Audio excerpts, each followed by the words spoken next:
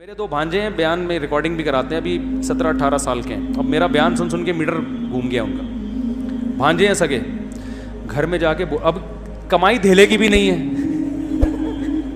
یہیں بیٹھے ہوئے ہیں, کمائی دھیلے کی بھی نہیں ہے. ظاہر ہے 17-18 سال میں کون کماتا ہے. اب بیان سنتے رہتے ہیں ماموں کا, میں ماموں ہوں ان کا, تو گھر میں جا کے اپنی ماں سے بول رہے ہیں, ابا ان کے باپ نے مجھے بتایا, ہمارے بہنوئی نے, کہ یار یہ تو عجیب ہی قسم کی باتیں شروع کر دی انہوں نے. میں نے کہا کیا کہہ رہے ہیں؟ کہہ رہے ہیں یار یہ کہہ رہے ہیں کہ پہلی شادی کسی بیوہ سے کر لیتے ہیں, ابھی تو پیسے ہیں نہیں. تو میں نے کہا بیوہ کو بھی تو کہیں سے کھلائیں گے. کہہ رہے ہیں وہ ماموں سے سنا تھا کہ بھائی پہلے کہیں چھوٹا موٹا کرائے پہ گھر لے لو, کسی غریب لڑکی سے کر لو, تو کچی آبادی میں 2000 پہ کمرہ مل جاتا ہے. 2000 پہ کیا مل جاتا ہے بولو بھائی؟ کمرہ مل جاتا ہے. تو کسی بیوہ سے کر کے فی الحال گزارا کرتے ہیں. ایک انجینئر بن رہا ہے NID یونیورسٹی میں, بعد میں جب ایجوکیشن کمپلیٹ ہو جائے گی, ارننگ آئے گی تو پھر ایک اور کر لیں گے. ابھی فی الحال کس سے کر لو؟ کچی آبادی میں. تو میں نے ان سے ویسے ہی مذاق سے کہہ رہا تھا یار ڈیفینس چل کے رہتے ہیں. کہہ رہے ہیں ہم کچی آبادیوں کا سوچ رہے ہیں, آپ ہمیں کہاں لے کے جا رہے ہو ڈیفینس میں؟ وہاں کون گھر خریدے گا, کون کرایہ دے گا؟ تو وہ مجھے بتا رہے تھے کہ بہنوئی صاحب کہ یار یہ تو عجیب عجیب بات ہے. تو میں نے کہا جب بیان میں بیٹھیں گے یہ تو ہوگا, یہ تو. اور میں نے کہا آپ تھوڑی دیر کے لیے سوچو اس میں برائی کیا ہے. نہیں یاری بات. اب ماں باپ نے یہاں کے ایک دم ورغلا جاتے ہیں, یار یہ کیا ہو رہا ہے, ہمارا بچہ تو باولا ہو رہا ہے, پاگل ہو رہا ہے. دیکھو جو کسی چیز کو مسلط کر لو گے تو پاگل پنا لگے گا, ہلکا لوگے تو بالکل نارمل لگے گا. میں نے کہا بالکل نارمل ہے بھائی, تم نے بچوں کو کھلایا پلایا, NID یونیورسٹی میں ایڈمیشن بھی دلوا دیا, اپنی ذمہ داری آپ کی ہو گئی پوری.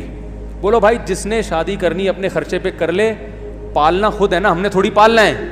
بس غیر خاندانی عورت نہیں آنے دیں گے ہم, کیونکہ اس سے خاندان کیا ہو جاتا ہے, خراب ہو جاتا ہے. طلاق یافتہ سے کرو, بیوہ سے کرو, بچوں والی سے کرو, کماری سے کرو, لیکن خاندان اچھا ہونا چاہیے. کیونکہ جب ظاہر ہے آگے نسل بھی پیدا ہوگی تو وہ خاندان کی تو ایسی کی تیسی ہو جاتی ہے اگر آپ کوئی غلط عورت لے آئیں. میں نے کہا اپنی ٹینشن ہے نا, اٹھانے دو نا. ایک بیوہ سے کرے گا, جب رہے گا نا 2000 رینٹ پر, سمجھ میں آ جائے گا اس کے کہ میں نے صحیح کیا یا کیا کیا, غلط کیا. اور صحیح ہی کیا سمجھ میں آئے گا انشاءاللہ. نہیں یاری بات ہے, اچھے خاندان کی آئے گی تو کیا ہوگا. تو کہنے کہ اچھے خاندان کی ملتی کہاں ہے. میں نے کہا نہیں ملے گی تو نہیں کریں گے. کیا ہو گیا بھائی, جب تک رشتہ نہیں ملے گا تو جب تک نہیں ملتا تو ہوا سے تھوڑی شادی ہو جاتی ہے. نہیں ملے گا تو کیا ہوگا, نہیں کریں گے. بات تو یہ ہے کہ مل جائے تو بھائی اپنی ٹینشن ہے بھائی, خود ہی اٹھاؤ. تمہیں کچی آبادی میں رہو کہ پکی آبادی میں رہو, ہم سے ملنے روزانہ آ جایا کرو. تو اس میں کیا ہے, کل بھی تو یہی ہونا ہے نا. کیا ہو گیا یار. دیکھو جب تک ایسے 2-4 سر پھرے اور پیدا نہیں ہوں گے انقلاب نہیں آئے گا. معاشرے میں تبدیلی کے لیے کھوپڑی کا گھومنا ضروری ہے. کھوپڑی گھومے گی تو پھر بیوہ عورتوں کو بھی سہارا ملے گا, طلاق یافتہ کو بھی, معاشرے میں زنا ختم ہوگا, خود بھی برائی سے بچے گا انسان, ذمہ داریاں پڑیں گی. ورنہ یہ لونڈے لپاڑوں کا کیا اعتبار, ابھی تو نیک شریف بنے ہوئے, 2 منٹ لگتے ہیں بگڑنے میں, ہیں تو لونڈے لپاڑے نا معذرت کے ساتھ بھیا بیٹھے ہوئے,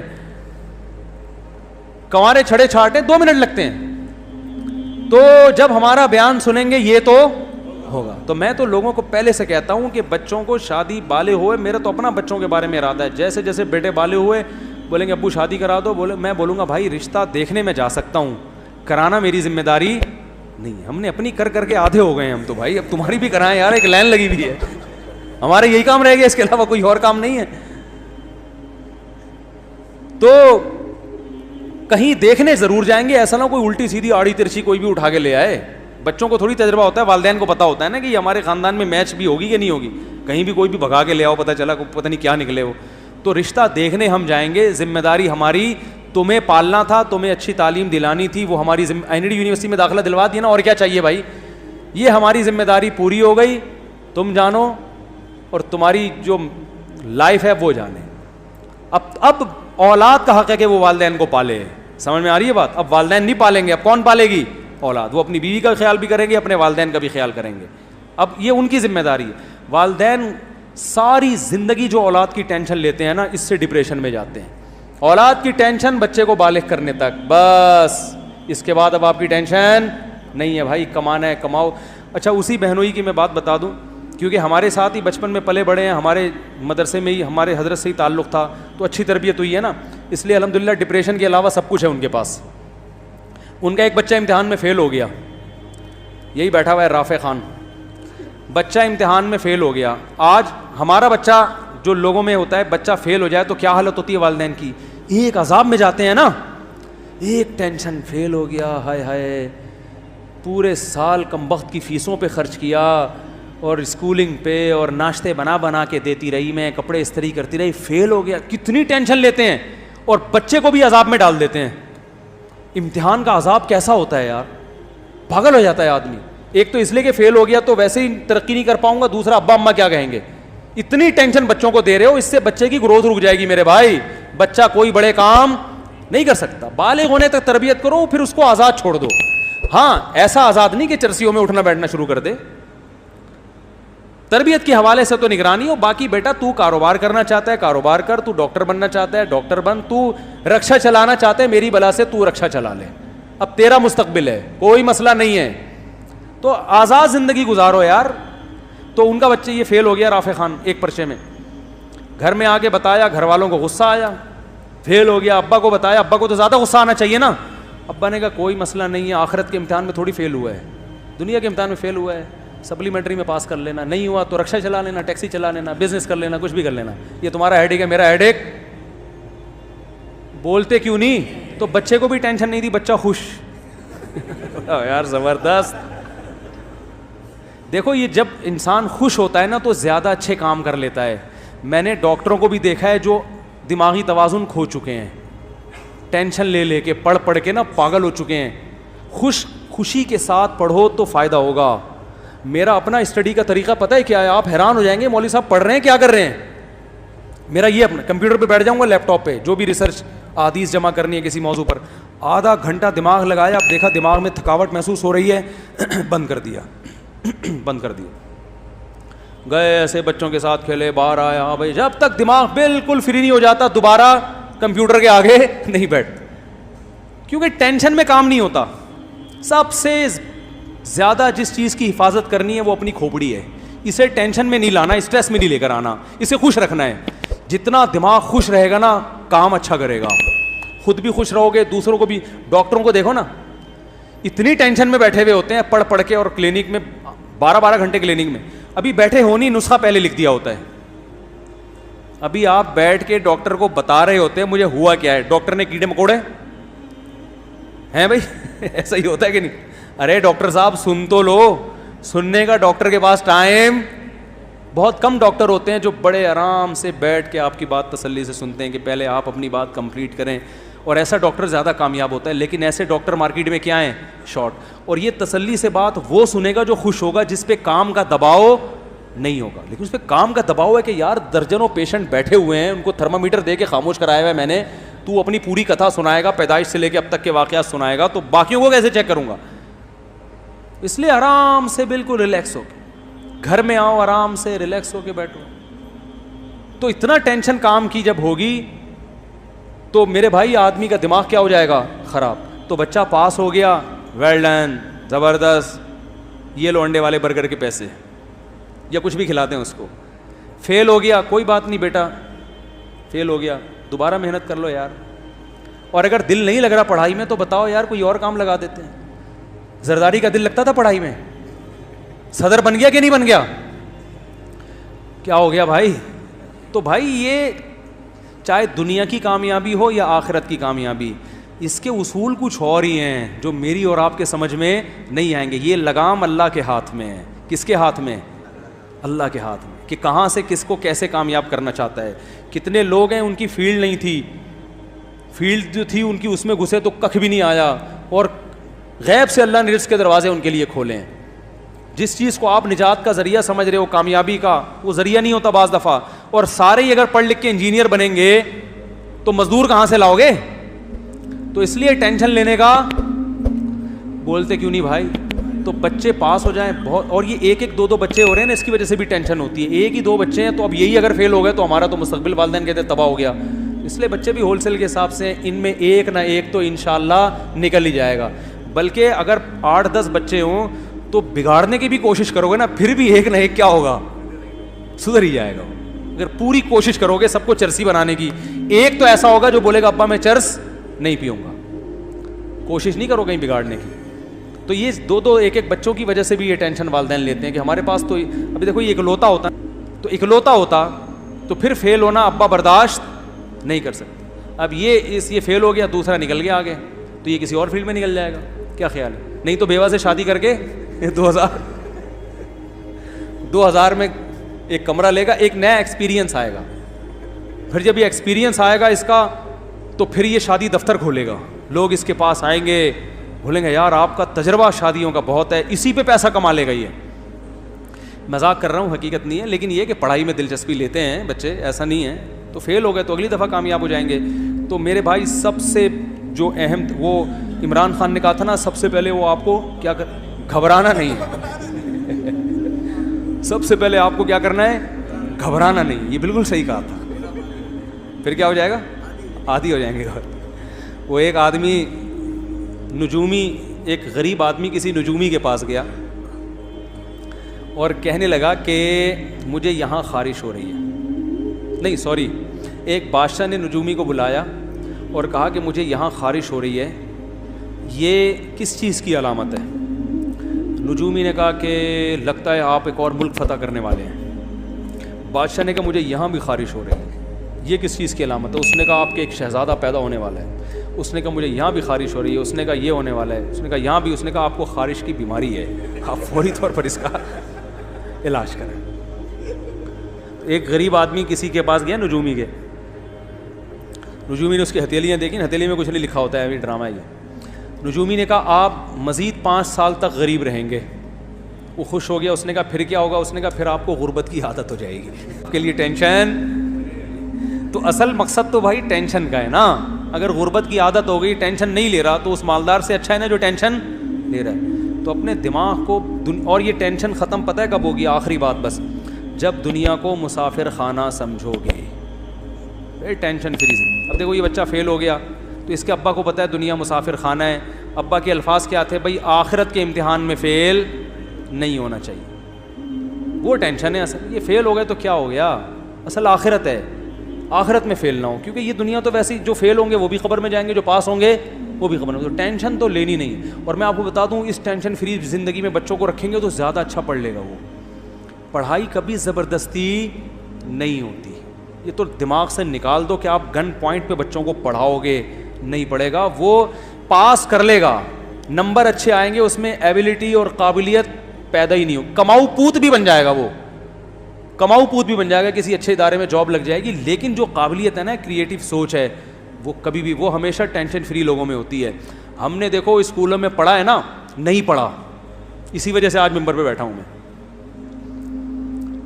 جو نہیں پڑھے کا مطلب, جس طرح سے اسکول ہمیں پڑھانا چاہ رہا تھا اس طرح سے ہم نے نہیں پڑھا. میں کیا کرتا تھا, جب کیمسٹری یا فزکس میں جو ایکویشنز ہوتی تھی نا, ہمیں ٹیچر پڑھاتے تھے, میں اس ایکویشن کو سمجھنے کی کوشش کرتا ہوں. تو پرانی بات ہوگی, مجھے بہت سی ایکویشنز یاد بھی نہیں ہیں, میں اس کو سمجھتا تھا. ویلوسٹی کا ایک لا پڑھا تھا ہم نے, اور ایک پروجیکٹائل موشن وہ پڑھی تھی ہم نے, بہت ساری چیزیں.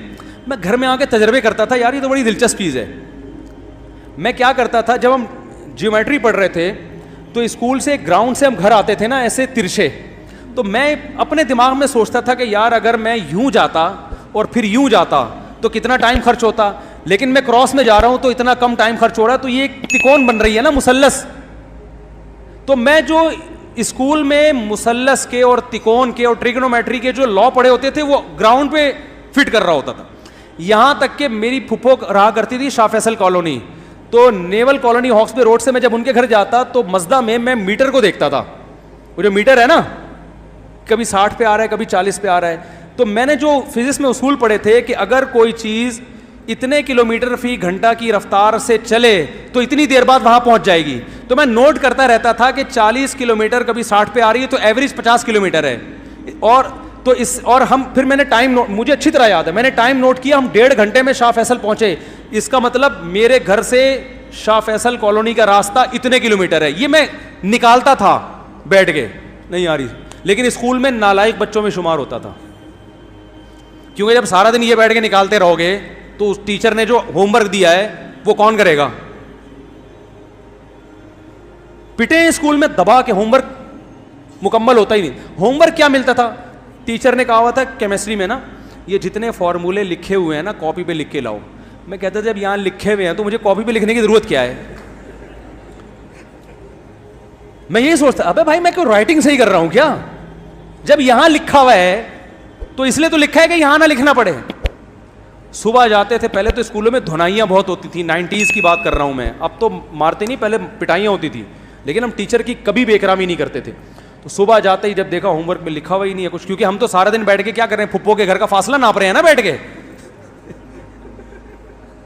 فزکس میں یہ پڑھایا جاتا تھا, کیمسٹری میں یہ, تو ہم تو پھپھو کے گھر کا کیا ناپ رہے تھے کہ کتنے کلومیٹر فاصلہ ہے, ہم تو یہ بیٹھ رہے ہیں.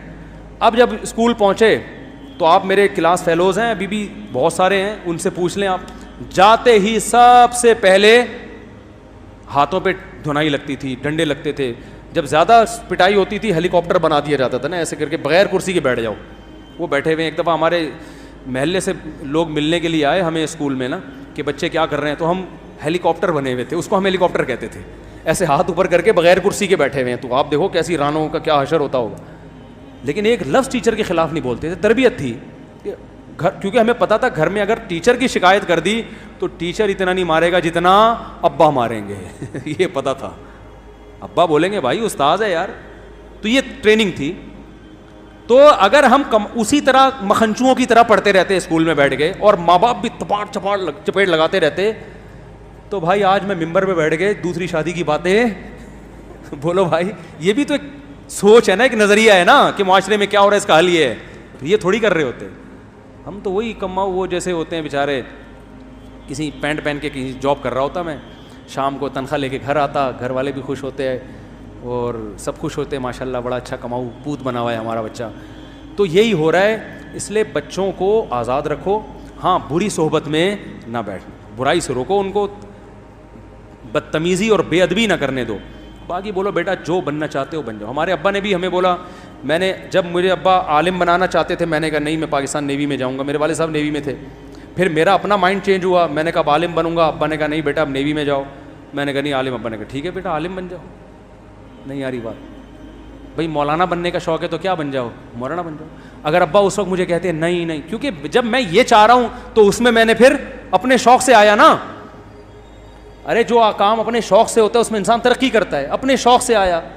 تو جب ادھر کا شوق تھا نیوی میں جانے کا, ابا نے کہا چل تیرے کو نیوی میں کرا دیتا ہوں. جب شوق ہوا کہ نہیں ادھر آنا ہے ابا, میں نے عالم بننا ہے, ابا نے سمجھایا ضرور کہ بیٹا آسان راستہ نہیں ہے, لیکن جب میں نے ضد کی, ابا نے کہا ٹھیک ہے بیٹا کہاں چلے جاؤ, عالم بن جاؤ. بلکہ سپورٹ کیا, مجھے ساتھ دیا, بولا بیٹا پڑھو, پیسوں کی پرواہ نہیں کرنا. اللہ انہیں جزائے خیر دے, ان کی مغفرت فرمائے, ان کے درجات بلند کرے. انہوں نے کہا پیسوں کی پرواہ مت کرنا, میں جب تک زندہ ہوں فل سپورٹ. بھائیوں نے بھی سپورٹ کیا الحمدللہ, انہوں نے بھی میں ایسے مدرسے میں بیٹھ کے کھاتا تھا, لوگ سمجھتے تھے بڑی لینڈ لارڈ فیملی سے اس کا تعلق ہے, گھر سے خرچہ اتنا ملتا تھا. وہ سمجھتے تھے مالدار لوگ, جو بڑے بڑے مالدار تھے نا, بڑی تاجر پارٹیاں ہوئی تھی, اصل تو یہ ہے. ایسے جو جب جس چیز کے کھانے کا موڈ ہوا کھا لیا. والدین نے سپورٹ کیا, بھائیوں نے سپورٹ کیا. سمجھ میں نہیں آ رہی میرا خیال ہے بات.